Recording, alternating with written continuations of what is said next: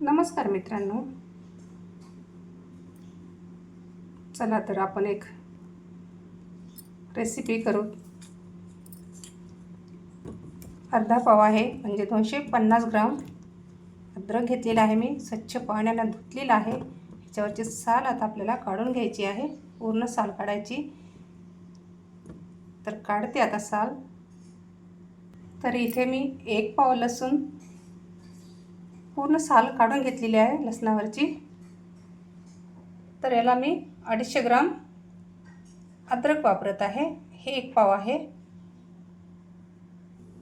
छान याचे छोटे छोटे काप करून घ्यायचे, छोटे छोटे तुकडे करून घ्यायचे आणि याच्यावरची जी साल आहे ती काढून घ्यायची चाकूच्या सहाय्याने।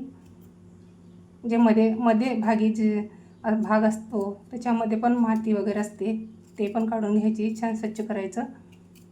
आणि आपल्याला बघून घ्यायचा अद्रक म्हणजे खराब वगैरे असतो तो पण काढून टाकायचा, नरम असलेला पण काढून टाकायचा। तर अशा पद्धतीने मी छान करून घेते। तर तुम्ही कशा पद्धतीने बनवता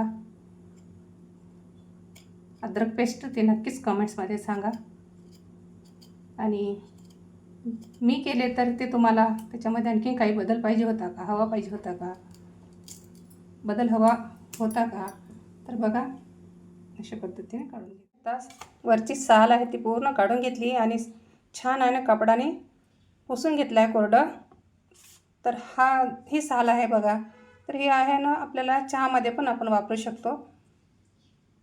स्वच्छ धुवून घ्यायचं आणि पाणी काढून टाकायचं, त्याच्यानंतर थोडं फॅन खाली ठेवायचं। ही आपल्याला चहामध्ये आपण वापरू शकतो। छोटे छोटे तुकडे करून घ्यायचे, कारण की एकदा मिक्सरला नाही फिरणार, तर त्याच्यासाठी छोटे छोटे तुकडे असे करून घ्यायचे, लवकर होतात मिक्सरमधून।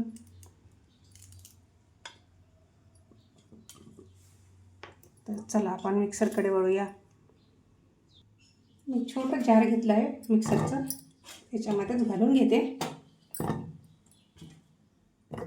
लसूण पण घालून घेते त्याच्यामध्ये। मी 2 वेळेस काढावं लागेल मला।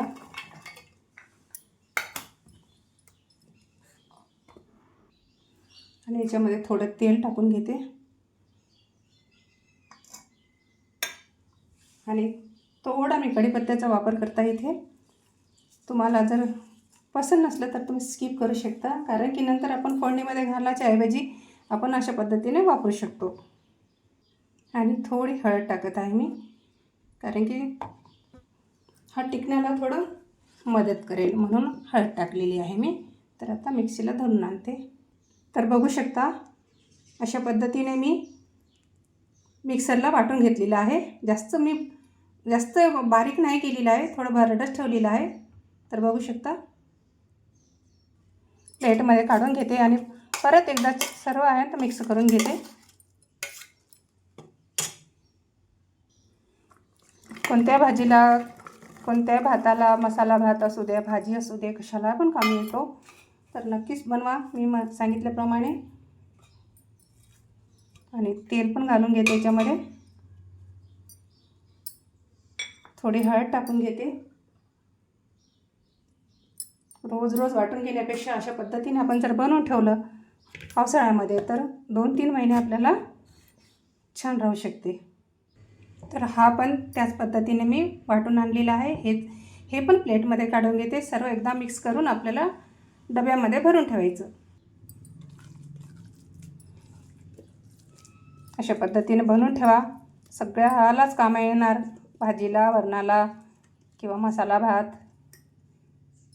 सर्वांनाच तेव्हाचं तेव्हा वाटण्यापेक्षा अशा पद्धतीने वाटून ठेवलं तर आपल्याला